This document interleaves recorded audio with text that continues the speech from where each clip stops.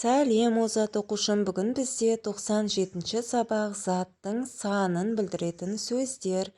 Бірінші жаттығу: өлеңді мәнерлеп оқы. 10 саусақ. 5 саусақ оң қолда, 5 саусақ сол қолда. Тілектес болғанда айналар қорғанға. 5 саусақ оң қолда, 5 саусақ сол қолда. Не жетсін бірігіп, тілектес болғанға дейді. Яғни өлең не жайында екен? 5 саусақ оң қол, 5 саусақ сол қолда дейді. Барлығы бірігіп, біріксе қорған болады дейді. Яғни бірлікте болу керек дейді. 10 саусақ сияқты. Бірлікте болып, бірігіп, бір-біріне тілектес болғанға не жетсін деген керемет өлең екен, озат оқушым. Осы өлеңнен сан есімдерді тап дейді. Ол үшін қандай сұрақ қоямыз?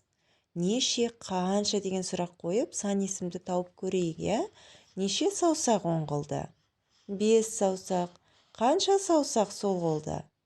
5 саусақ, Яғни неше, қанша деген сұраққа жауап беріп тұрған 5 деген сөз екен. Осылай біз сұрақ қою арқылы сан есімді тауып алдық.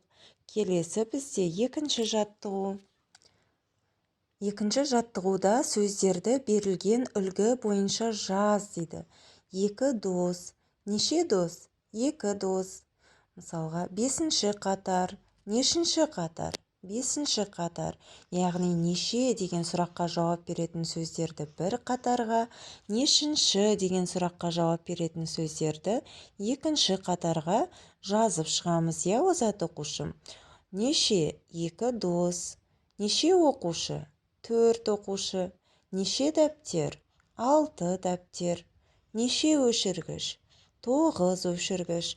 Яғни осы сөздер неше деген сұраққа жауап беріп, бірінші қатарда жазылады екен, Енді келесі қатарда нешінші деген сұраққа жауап беретін сөздер.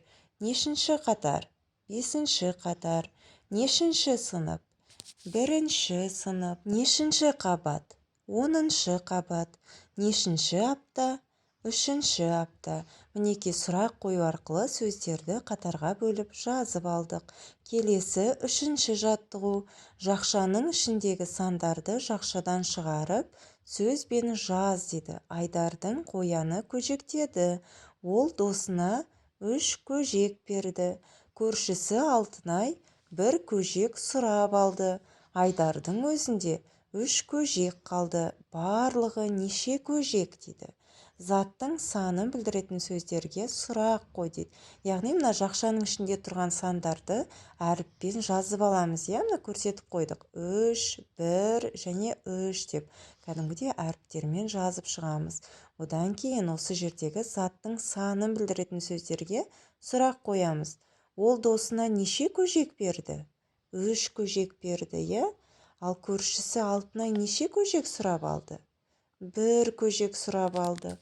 Айдардың өзінде неше көжек қалды? 3 көжек қалды дейді.